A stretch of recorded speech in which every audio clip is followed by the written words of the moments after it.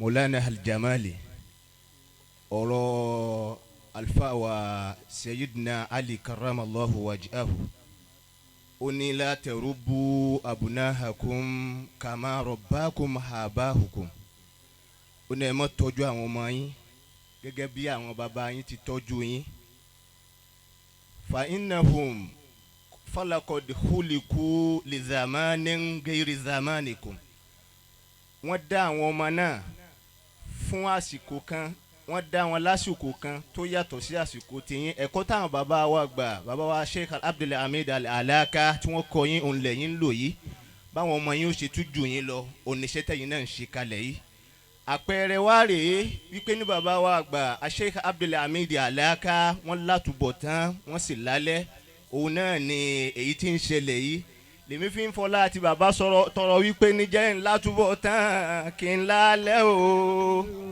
jẹ́ ńlá túbọ̀ tán kí n lálẹ́ àtúbọ̀ tán lẹ́gbọ́n alẹ́ làbúrò jẹ́ ńlá túbọ̀ tán kí n lálẹ́. jẹ́ ńlá túbọ̀ tán kí n lálẹ́. jẹ́ ńlá túbọ̀ tán kí n lálẹ́.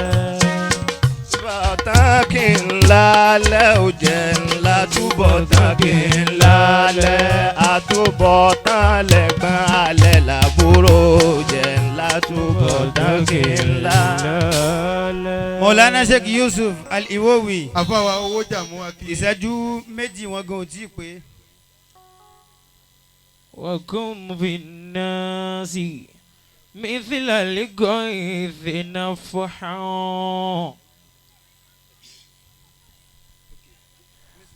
ومثل المسك فحوى في المكان